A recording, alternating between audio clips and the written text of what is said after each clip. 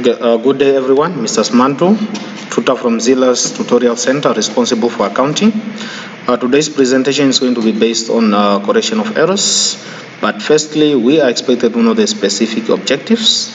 Firstly, you are expected to state the errors which do not affect the trial balance and then explain those errors. And then secondly, explain errors which affect the trial balance. Explain the purpose of a suspense account. Make entries in the suspense account. Prepare and post journal entries for correcting errors. Adjust the profit or loss for accounting period after correction of errors. And then lastly, you are expected to prepare a balance sheet after the correction of errors. Now, errors are divided into two. We have errors which do not affect the trial balance. So when these errors occurs, that means the trial balance will still agree or balance. So in this case now, there's no need for us to prepare a suspense account. Now coming to errors that affect the trial balance, if they occur, that means the trial balance is not going to balance or it won't agree. And then in this case, we need to prepare a suspense account in order for us to make it to agree. So now let's mainly focus on errors that do not affect the trial balance. So these errors, there are 6. The first one is error of omission. So this one is now when a transaction is not recorded in the books or overlooked or omitted. That means not any transaction that took place was recorded in the books. We have error of commission. This error occurs when the correct amount is entered on the correct side of a wrong personal account. So this error mainly occurs due to similar names. So that means names of debtors or creditors are almost the same. That is the main cause of the error. And then we have error of principal. This error occurs when the correct amount is entered on the correct side of a wrong class of account. Now we have complete reversal. This error occurs when the correct amount is recorded on the wrong side of both accounts. So take note, when correcting complete reversal, we must double the amount so that the original amount on the wrong side can be cancelled out. And then we have error of original entry.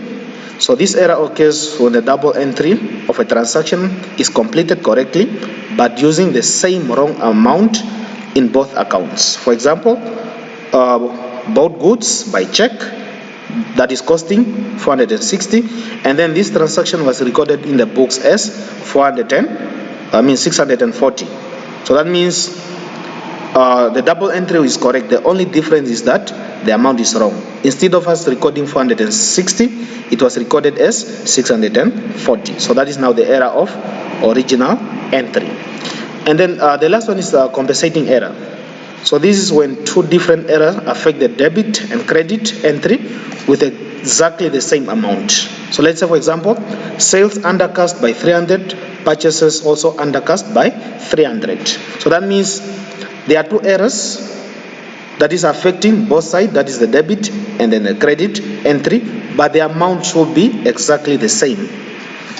So now when that error is causing the amount to be less, or when it's undercast, that means for us to correct that error, we need to increase the account. But if an account is overcast or it's too high, for us to correct the error, we have to decrease the account. So now coming to errors that do affect the trial balance, as we said in this case, there should always be a suspense account involved. So when the trial balance fails to agree, and then there is no immediate identification of the cause, the difference is posted to the suspense account. So suspense account is a temporary account opened up to make the trial balance to balance. So now take note, whenever correcting errors that do not affect the trial balance, so one account should be always a suspense account. So the first one is the single entry error. Transaction only recorded in one account. For example, wages paid 680 was only recorded in the wages account. So that means in each transaction, there should always be two accounts. In this case, there is wages and then cash. But in this case, we only recorded in the wages account. Nothing was recorded in the cash account. So that means cash has credit entry, hence the suspense account has to be debited in this case. So we don't concentrate on wages because that was correctly recorded. We only concentrate on cash. So one account is going to be cash, the other account is going to be suspense account. And then we have addition error. Incorrect addition in one account, for example, stationery account overcast with 120. So correcting the addition error is similar to correcting the compensating error, except that one account in this addition error must be a suspense account. So it's still the same. If it's undercast, for us to correct the error, we have to increase the account. If it's overcast, for us to correct the error, we have to decrease the account.